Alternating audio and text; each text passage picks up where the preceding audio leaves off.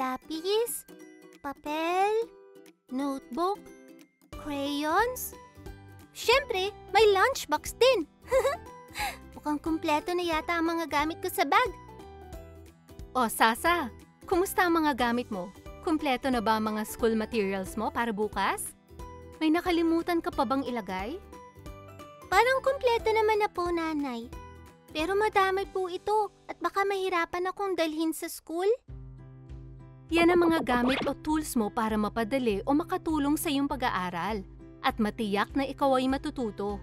Parang sa pagtatanim. Kailangan mo rin ng tools para masiguradong lalaki ang iyong mga pananim. Gamit? Tools? Pwede niyo po bang ipakita sa akin yun? Aba, syempre naman. Tara, at magpunta na tayo sa garden. 1, 2, 3. Naku, nalito na po ako sa pagbibilang. Ang dami niyo po palang ginagamit sa pagtatanim. Napakahalaga ng mga gamit na to. Dahil mas pinadadali nila ang pagtatanim sa bakuran. Kapag may kailangang putuling dahon o tangkay, may gamit para dyan. Nay, pwede po bang ituro niyo sa akin ang bawat gamit o tools na to? Sige anak. Una, ang guantes o gloves. Ginagamit tong proteksyon sa kamay, lalo na kapag may bubungkaling lupa o matinik na halamang hahawakan. Ang dulos o trowel. Ginagamit ito sa pagbungkal ng lupa, pagtanggal ng damong ligaw, at paglipat ng pananim. Ang asarol o hoe, ginagamit ito sa pagbungkal o pagdurog ng lupa bago taniman ng halaman. Ang pala o shovel. Ginagamit sa paghuhukay o paghahakot ng mga lupa. Kalaykay o rake. Madalas itong ginagamit na pampatag ng lupa. Pero ginagamit din itong pang-ipon ng mga nagkalat na tuyong damo at halaman. Piko o matok. Ginagamit sa pagbungkal ng lupa at pangdurog ng matitigas na tipak ng lupa. Gunting panghalaman. Ginagamit sa pagputol ng maliliit na tangkay o dahon ng halaman. Regadera o sprinkler. Ito ay lagayan ng tubig at ginagamit pandilig ng halaman.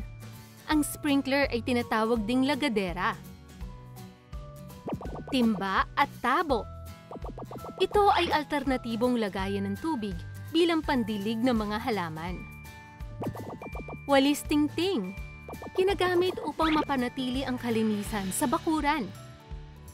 Ang galing naman po, Nay! Bawat gamit ay nakatutulong para mapadali ang pagtatanim at mapanatiling maayos ang bakuran. Bukod sa napapadali ang pagtatanim, naiiwasan pa ang mga disgrasya. Tama po! Nay, saan pala ninyo ilalagay ang mga to? Meron din ba kayong bag?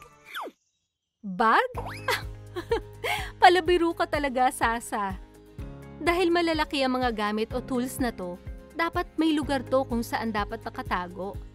Tara, sundan mo ko. Tanan! Dito nakalagay ang mga gamit sa pagtatanim at iba pang kasangkapan.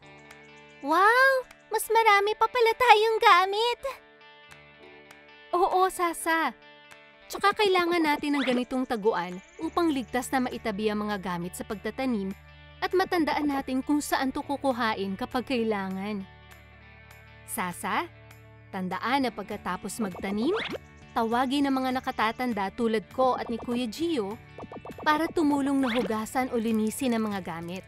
Patuyuin din to para hindi kalawangin. Pagkatapos ilagay ang mga gamit, syempre dapat malinis din ang paligid para hindi mapuno ng alikabok o dumi ang mismong taguan ng gamit. Ah, parang sa bahay po natin. Kailangang walisan lagi para hindi dumumi. Tama yan, anak. Pagkatapos ng mahabang araw ng pagtatanim, dapat ay maghugas ng kamay at linisan din ang ating katawan.